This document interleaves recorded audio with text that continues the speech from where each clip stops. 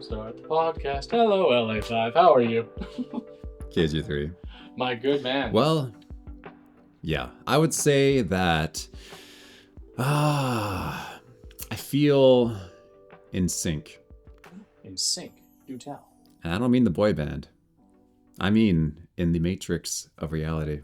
In sync, in step. The great unfoldment as to how the rhythm of everything is meant to unfold and meant to be taken in awareness and then partnered with and acknowledged and said, thank you. You're so grateful. Now tell us of this gratefulness. Well, okay. So there's a pretty common phenomenon that I think we can all relate to, and that is expectations. Of course. And specifically unmet expectations because of the expectations not coming into fruition in the timing that we think they're supposed to come into fruition, but really they were never meant to come to fruition when we thought they were going to come to fruition because that was the point. That's so true. We can actually say right now, podcast 18, we were supposed to go live. That was the expectation. But we cannot do so because of our schedules, but we're still podcasting because we must podcast. I even forgot about that. I forgot about the live idea.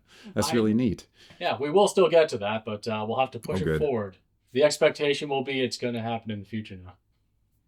Right.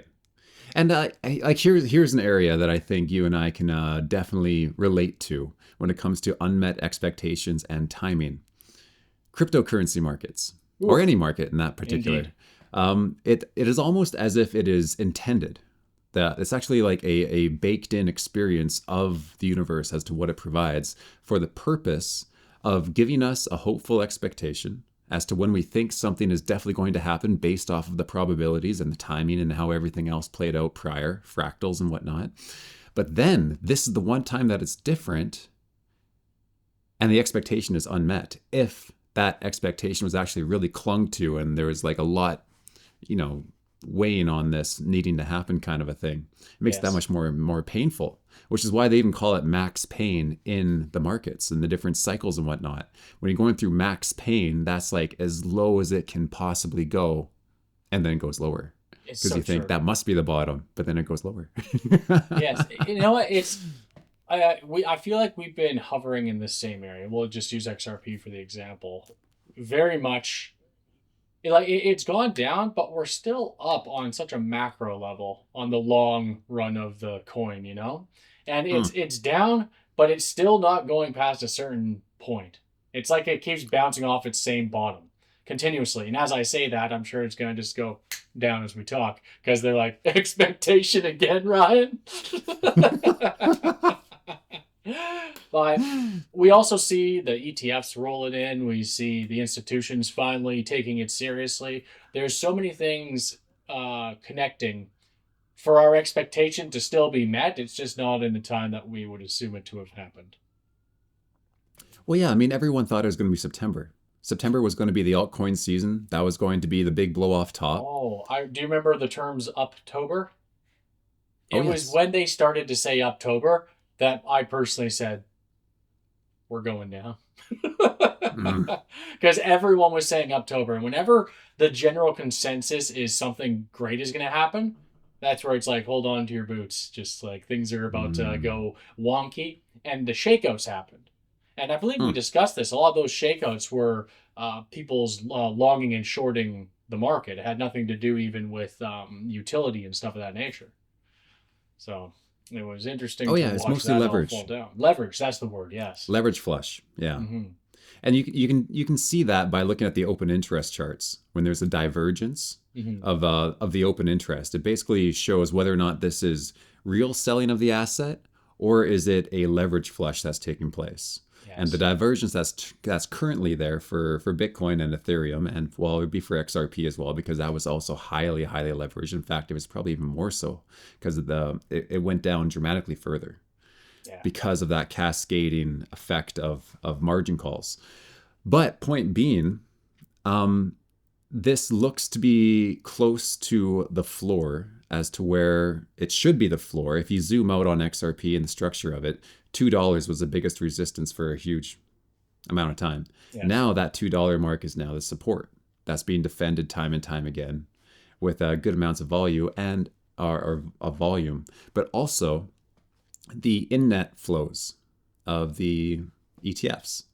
They're beating each other each week. So there's a slow ramping up, which is also really interesting because it's showing that not all of the firepower is being shot all at once, which is actually more sustainable for the idea of an elongated, nice cycle upwards, as opposed to just a quick little flash bull trap that then just ends up curling down relatively quickly. So it's like a slow absorption of all the panic selling that's been going on in max fear, because there's at least about a week there where it's an extreme fear, and so that gets the average person who's running by their emotions to sell. They're selling to the institutions, even some of the whales, a lot of the wallets that have been long-term Bitcoin holders have been selling. And meanwhile, the treasury holdings of institutions of Bitcoin have been growing dramatically. Right. Mm-hmm. So there's been a shift of power, basically, where the institutions are taking the power from the previous whales, and now they're going to control the market.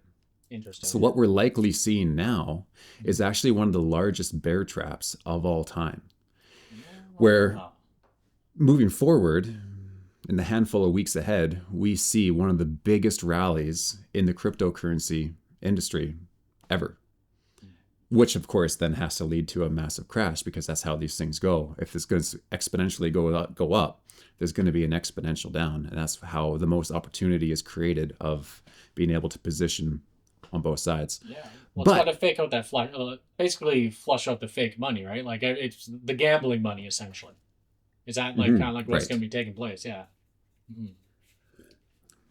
And a lot of that's emotionally driven, so it's easier to take advantage of. And also when there's expectations, of the 4-year cycle, the halving cycle, the MACD cross on a 1-month chart, all these different things that so many people go by as their protocol and their absolute value system as to what they're going to manage their behavior with.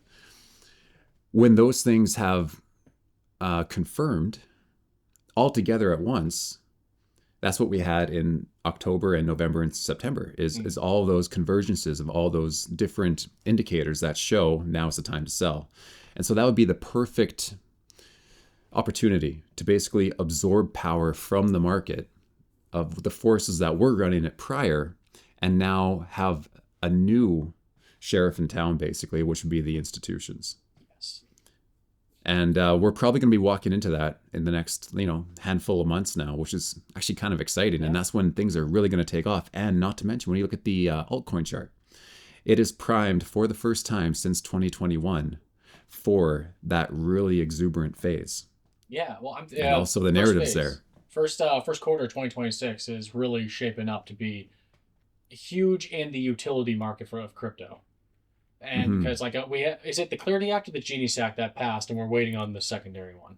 Because that's supposed to happen in the new year as well. Genius Act has passed. Clarity Act is next up. Yes, and the second that passes, I feel we'll see someone like BlackRock moving in heavily. Because I'm curious to know if you've heard the same rumblings as I have.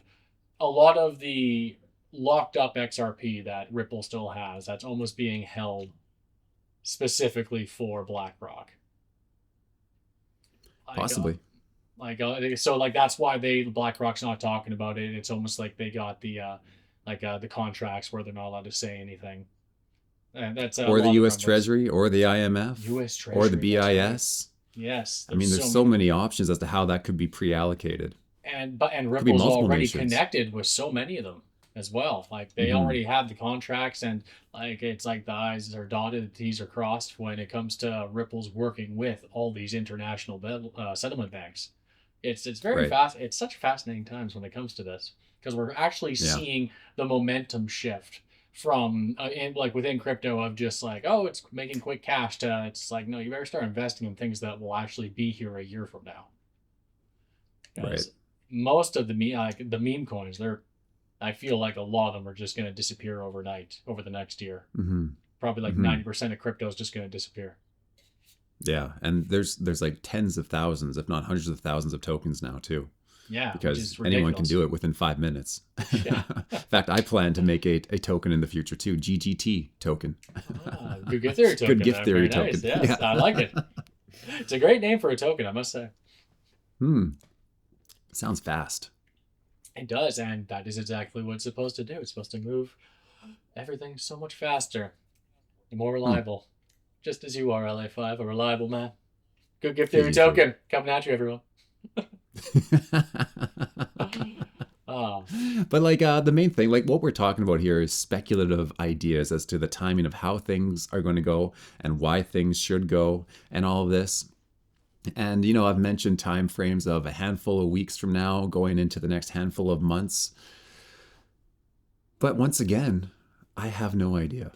That's just what the charts say, and that's what it looks like it should do. And that would be an expectation as to like what the rational result would be. mhm, But at the same time, my hopes are not clinging to the idea that there has to be an altcoin season, there has to be a big explosion in the market, mhm, because I've been humbled in this area. I've been humbled in this area, and I've been shown the truth when it comes to finances and when it comes to living a beautiful life filled with satisfaction and dreams coming to fruition. And that's where the steadiness can come into play, where if we have our hopes clinging to an idea of a certain circumstance coming to fruition, mhm. we're vulnerable. Because if that does not come to fruition, our hope is dashed. We experience hope deferred, and then we become cynical in the future. That can be a pretty nasty vibe. I don't like that vibe. I've had that vibe in my earlier times, and that wasn't a great version of me.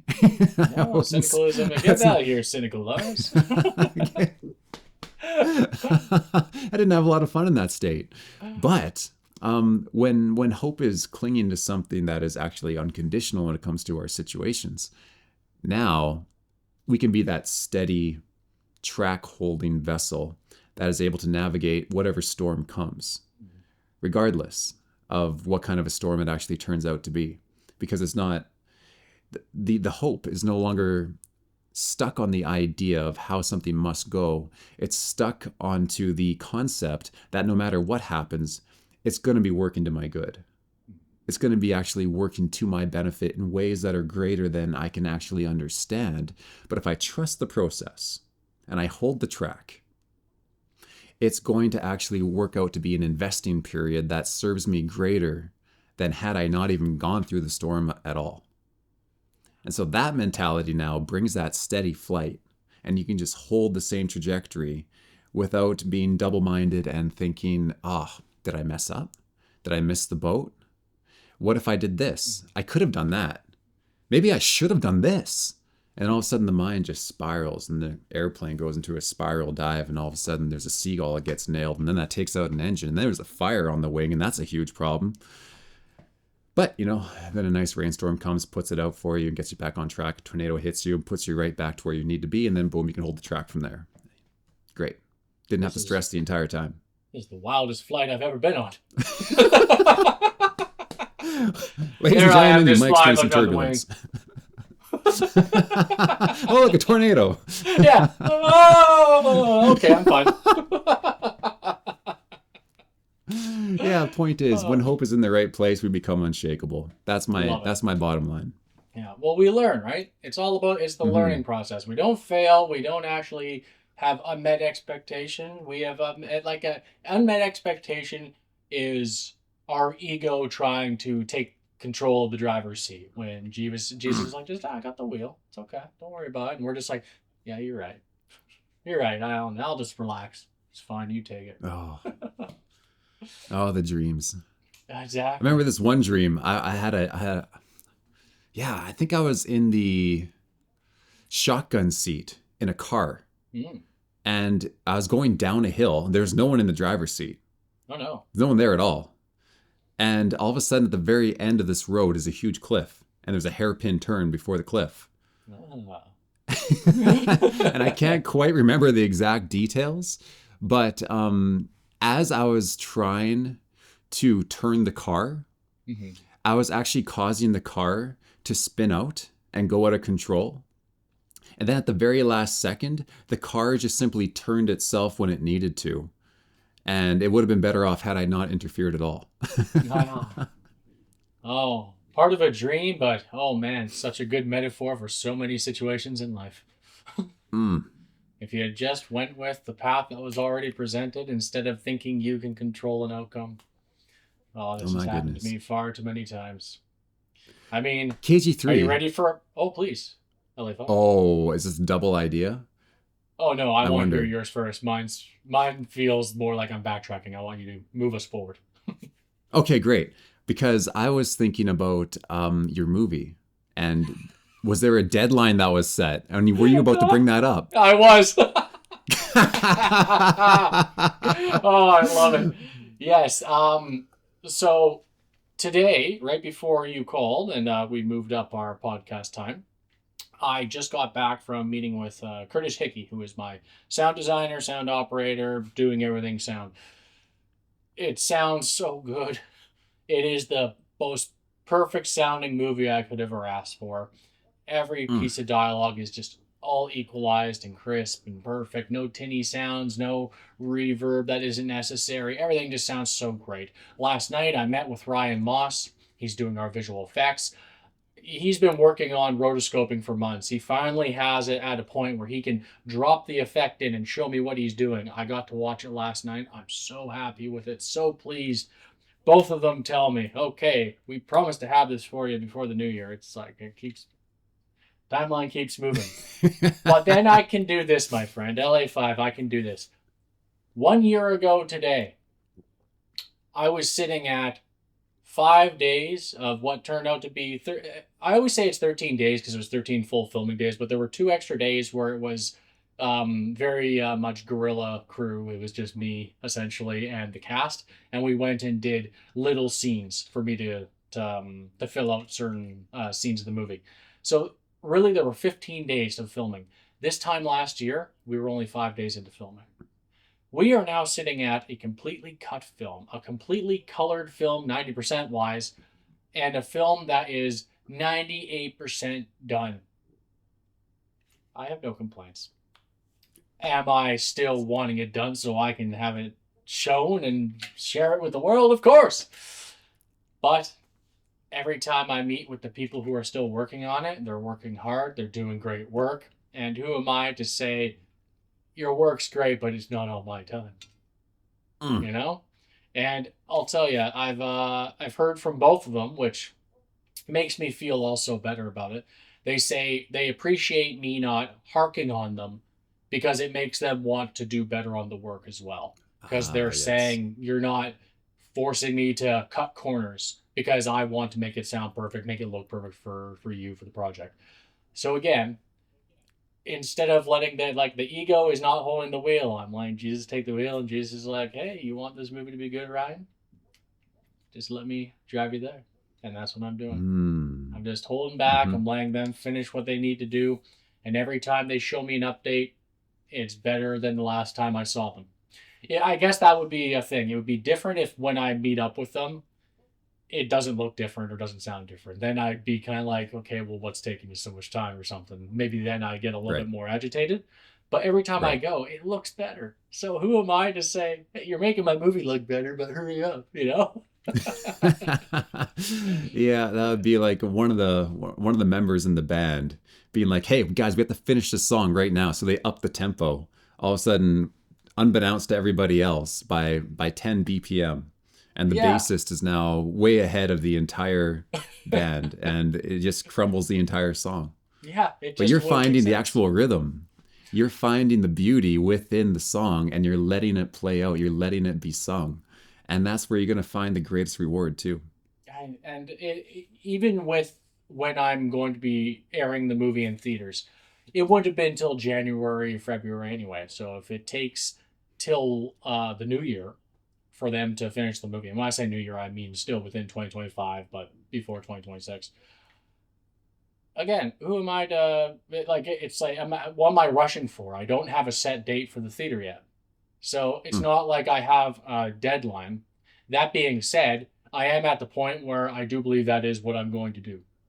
I'm going to start looking. I'm going to be contacting the theater starting next week and actually finding a time to schedule, because then I have two-prong effect. One, I can start contacting everyone so they have plenty of time to get their family and friends to the for tickets to be at the theater, so they have plenty of time to schedule. And secondary, it will finally give a little bit of a hard cutoff where it's like, this needs to be done,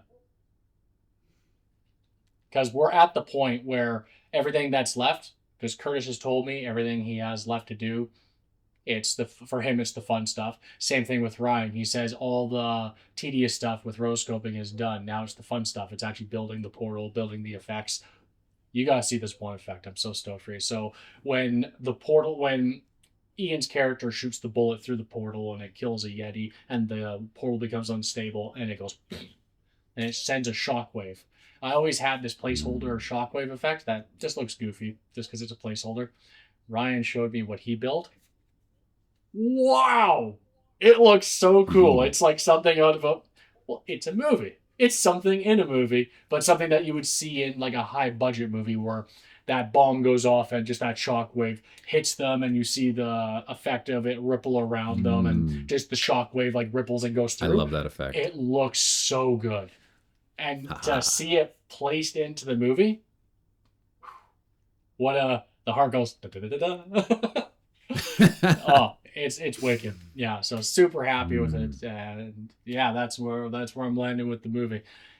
It is going to be in theaters January, at the latest February 2026. We will be seeing it on the big screen, my friend. And also, I have to let you know this too. Now that the movie has been color corrected, your scene is so funny because there was actually a light above you. It's so heavenly that you were standing under, and so you're actually lit up so nice now. It's so obvious it's you, and I love it. Because in the before we color corrected, it looked a little dark, and I was like, I kind of asked to the humor. It's like anyone who knows Lars will hear his voice, but now that it's been color corrected, we actually see it's you, and I'm just like, look at that smile. Just like, oh, you know, a Can you story see the about wings? my Nana. You know, I haven't looked close enough, but I bet you can. I bet you can, because you're wearing the very jacket you're wearing now, which I love. You definitely see the shoulders. I know that. So Yes. yes. Oh, I'm so stoked for you to see it, man. I'm so stoked for you to see the movie in full. It's so fun, and I know I say it all the time, but everyone did such a great job. I'm so proud of everyone. Yeah. Yes, and Yeah. I built the credit list actually. So, oh yeah. Your credit is gas station fella.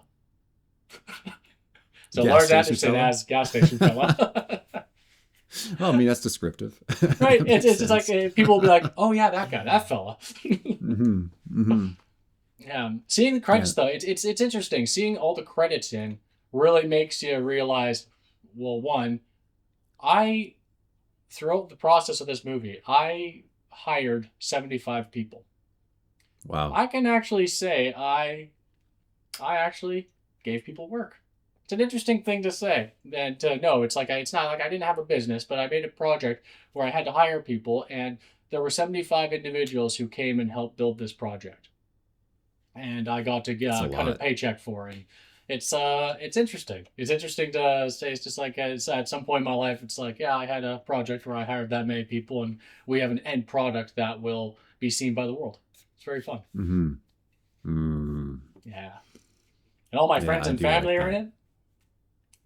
How could you make anything better? It's all friends and family. Right. Excellent. Yeah, I can appreciate that. Yeah, I now actually have such an itch to start more projects. Not only the sequel to this, but writing of future, whether even if it's not just a feature film, but I want to do shorts again. I want to start making just almost weekly content on YouTube. I want to have something that I'm constantly releasing just to keep the flow of creativity going. I got that. I got that buzz going right now. Yeah. Have you been doing the lives? I have been, and I'm over 400 subscribers now, so I reached over 400, which is cool. And I still have the same few people who will show up, and they're always so happy to see me, which is so interesting because it's I never would have thought that there would be such a community that could be built through going live, but there really is, and everyone's always so polite, and they're always just friendly, and like I have some of them recently have been commenting on my old videos and asking, "Hey, when are you going live again?" So it's just like So they're there's truly an active community. yeah, they're like yeah, they really want That's to neat. continue that. Yeah, it feels really good, and it makes me happy to know. And so here was an interesting one. There was a fella from Detroit who came on, and he comes on and is acting kind of aggressive, just being a little cheeky and stuff. And I tell him, Hmm. and so this I said to him, I was like, I challenge you, my friend. Tell me something about yourself that is genuinely you. Say something real instead of trying to hide behind whatever you're doing right now. Say something real about yourself, and I'll tell you what, I'll respect you greatly for doing it. He shares a story with me about his life and just the troubles he's going through right now. And so for the next half hour, um, me and the group chat just start talking him up and like telling him it's just like, dude, like no, like we care about you. You're like I like whatever you're going through, it will pass. You have God on your side. You have the support of us. Just like know that you can control your destiny. And whoever these people are who are being cruel to you and making it where you almost want to take it out on the world, flip that and do the opposite and be better because we know you can be better. And he was so receiving of it and so um, grateful in his comments after that. It was such a beautiful thing to see someone take what I said to heart and actually feel free and vulnerable enough to open up and share part of Hmm. their life that it sounds like he's going through a rough time, and just, but you know what? Even I'll tell this to you right now. I believe he'll be fine. I think he's going to do great, and he's going to be a great guy in this world. And yeah, it's just what an experience, and just to be able to Huh. talk to people from around the world, and but also to get someone to open up like that, because everyone else, Right. like I've had other people open up, but it's not always nice. But not everyone's going through just in a layman's term. No, not everyone's going through hell at all times, and this guy really sounded like he was going through his own personal hell. But then, like it was nice to be able to be the community to share to him. Like it's just like you're not alone. Like if you need anyone, like you can reach out to us. And just like yeah, it was really cool. Hmm. Very cool. Yeah, it was. It was Yeah, fun. it almost seems like a unofficial therapy moment where he's just able to Yeah, feel heard and understood, and then that alone can change everything. That's really the yeah, value of therapy, of being heard and being able to talk things out. it's true. And I would I always try to reiterate when I'm giving advice to people. It's just this is only coming from my own experience, and take everything with a grain of salt, and just know that what I'm saying to you is just coming from my heart. And I don't know you personally, but I'm saying everything whatever I say to you, I'm saying it from a place of how I relate to it, not from me telling you what to do. I always make sure to Mm. like let Hmm. them know that it's just like don't like think that like I'm telling you how to live your life or be, but just know that like I'm saying it from a place where I want you to know that like I'm coming from a place of love and like Right. care. Yeah. Brilliant. Yeah, that really takes down the defense mechanisms It and does. allows just genuineness to flow. Yeah. Well, there's this other one that was actually it's funny because like it's weird how many uh it's funny. I'll use the word weird. So I'll say there's funny how many weirdos can be online. Because there's one time I went live, and within the first couple minutes, two people came on, and it's almost like they were collaborating to be like knuckleheads against me. They're just being like, it's Yeah. just like, oh, look at this guy. Oh, he's a loser. He's sitting alone. All this, and I looked out just like I was like, I'm actually sitting watching Frasier. I'm not a loser. Just joking around with them, right? And I had these other people come into the comment, and these other people come in. They're like, why is everyone being mean to this guy? He looks so chill. And I'm just like, I was like, hey, people are gonna be people, but hello, welcome to the chat. If you have something nice to say, feel free. If you want to join them, well, just know that I'm not gonna fall for it. And it got to the point too, though, where those two knuckleheads start because the other people start interacting politely and nice. The other two don't go away, but I stop talking to them. I just talk to the other guys. But then the second the knuckleheads start saying real questions and saying things that are just positive, I start interacting with them again. And then they stay for the Right. whole chat talking positively. It's you Mm. can so whenever someone comes on and they're being weird or just silly, I take it as a challenge to not throw them out of the conversation, but to rather integrate them into a better way of communicating. Because I feel like, because a lot of Right. times it's like I say this while I'm live with everyone, because some people are like, "Why don't you kick them out?" Or why are you still interacting with them?" And I'll say, I was like, "I'm sure they're just going through something, or they're just wanting attention, and they're going about it the wrong way. So if they want me to interact with them positively, well, they will start interacting with me positively first, and they'll see a better version of me, and then they get a better version of themselves." And it's all, and I Mm. feel like they really hear that, because then they do start Hmm. interacting in a positive way. And again, it's a variety of different like people from around the world, and sometimes it's even a language barrier. Some people like this one fella was speaking Arabic, like in Arabic letters, and so I was like, well, I have no idea what you just said to me, but God bless. And then the next thing he said, he's like, oh, sorry, I forgot to turn my my chat back to English. He's just like, I know English is my second language, so I hope you can understand. I'm like, yeah, I can understand. So then he started to join the chat just like through English, but it's just funny that I just started in a different language too, and just moved back and forth, and yeah. And then there was this Ah, weird. okay. There was this one the other day that was kind of like, I actually said, I was like, oh, you don't have to do that. That's just unnecessary, because he comes on, he's like, hey, I'm enjoying the live. I'm subscribed to you, and I was like, oh, thanks for the subscription, very nice. And then another chat log joins, and it says, "Hey, it's me again. I changed my other account. I subscribed to you again." And I was like, "Oh, all right. Well, thanks." Did it a third time, and I was like, "All right, you don't have to do that. Stop doing that." Like he was building accounts just to subscribe, and I was like, "Now," I was like, "Okay, don't do that," because it feels Huh. unnecessary. It's a kind thing to do in the sense, like, okay, more subscribers, but at the same time, it feels like I feel like even YouTube would be like, "What's going on here?" So KG3, LA5. you probably started with some kind of an expectation as to what going live was going to accomplish and what it was going to be like. Now that you've had some experience with the actual well, with the task of going live, what would be the greatest takeaway as to what you'd say is like what's the most valuable thing about doing it, and what is different than you thought was going to transpire? Mm, Well, I'll start with the best takeaway. Best takeaway so far is the positive interaction that I'm having with the people who decide to join.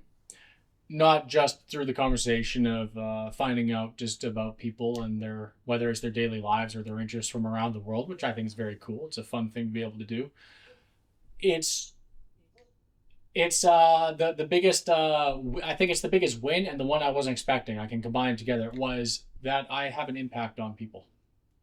I didn't realize that going live would accumulate to having, I would say at this point, at least 10 individuals who, whenever I go live, it's almost like they're subscribed to me, so they must have hit the bell notification or something, because most of them will join in once I go live. Like while I'm live, at least the 10 familiar faces will pop in and start chatting, and almost help regulate the conversation to keep it positive and lighthearted. And if we get into deeper philosophical stuff, just like keep it about being respectful.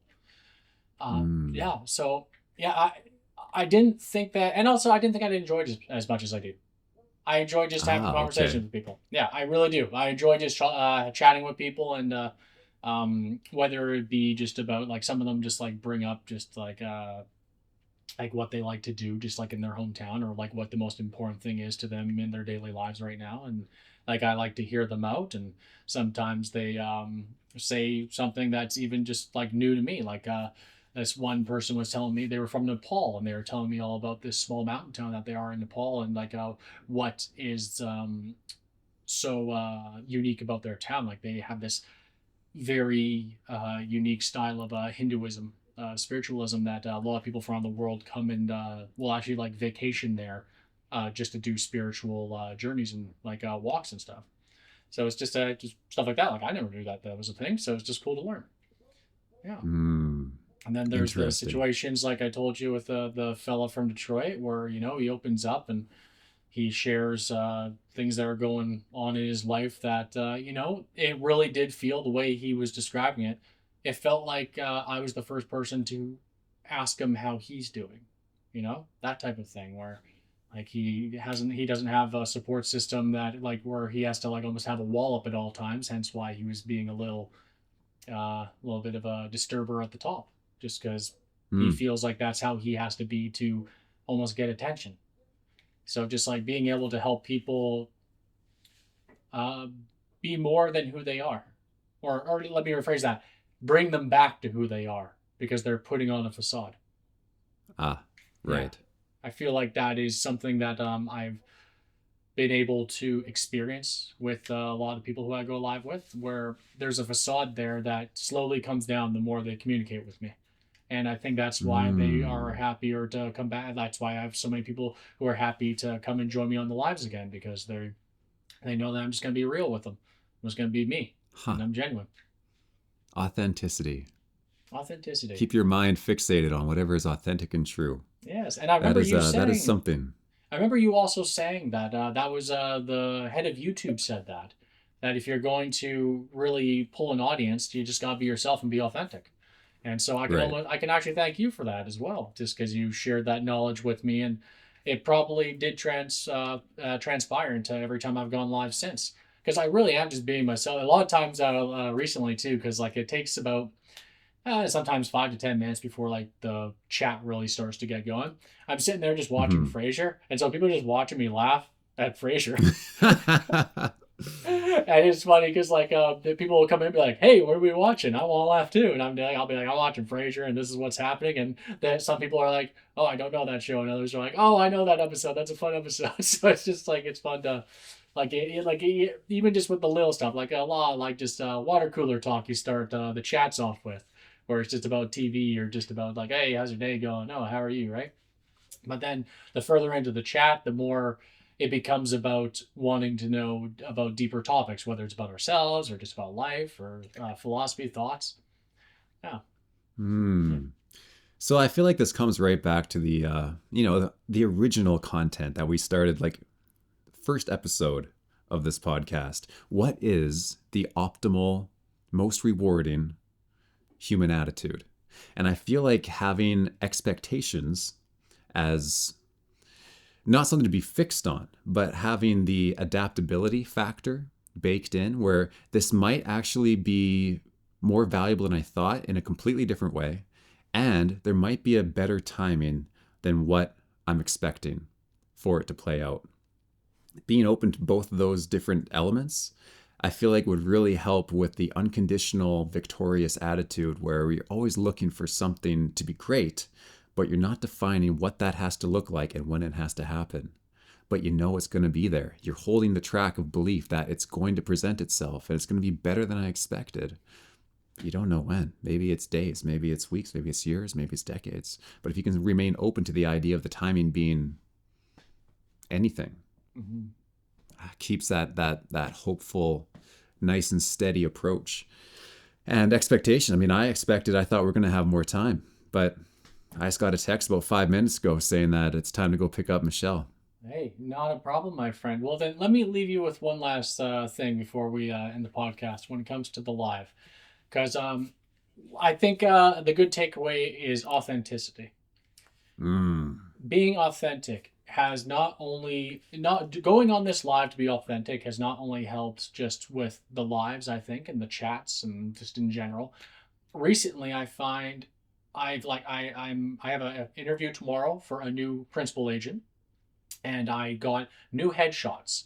And very it's been handsome. since the lives. Oh, thank you, so. It's been since the lives that I got those headshots. And even when I went in to do the headshots, I've been with Carolina Turk a few times to do headshots, and she says, "What are we doing today?" And I'll go, "I want to go for the Hallmark look. I want to go for the CW look. I want to do the villain today. I want to do the hero." She says Yep. to me, "What do you want? What are we doing today?" I said, "Just me." And she turns to me. She goes like this. She's fiddling with the camera. She's like, "What are we doing today?" "Just me." That's what I want to hear. And we had the best photo shoot, and the pictures look great. And it's the first time I feel like I've been captured. It's me captured. So a great takeaway from doing these lives, it's not always just the awesome experiences I have with the people. I'm finding out who I am on an authentic level, because when I first started the lives, the very first live I did, I was trying to be goofy. I was trying to do like a character thing. And the very first comment I ever got was someone going, "What are you doing?" Like, just you can do. I was like, you know what? I don't know. I'm just kind of just being goofy, I guess. And he's like, well, you can just talk, you know. And I was like, yeah, I guess so. So between that first commenter and you saying that YouTube's creator says being authentic is what gets you, and just finding myself, I feel like I'm not only becoming more comfortable and ingrained within myself. I think moving forward, even in my acting career, auditions are going to be a lot more positive and better, because you know, I don't need to create a character. I just need to be the character, you know. Yes. Right. LA5. Be authentic and real in the moment. Authentic KG3. and real in the moment. Well, a quick one, but still, we got some great gold nuggets, as you like to say. That felt really good. Most definitely. Very good. Well, you have and we'll do another one great soon, rest of your Sunday. hopefully. Yes, I would love You as to. well. I head out on the 18th of December, so if maybe we can get one more in next weekend, that'd be wonderful. 15th, I think, will be our chance. Or 14th. That's the Sunday, right? That might I be. believe so. Yeah, my next window. week. Well, next Sunday. Let's aim for next Sunday. Pow. There it is. Aha! LA5. You enjoy the rest of your day. KG3, you as well. Cheers, buddy. Thank you.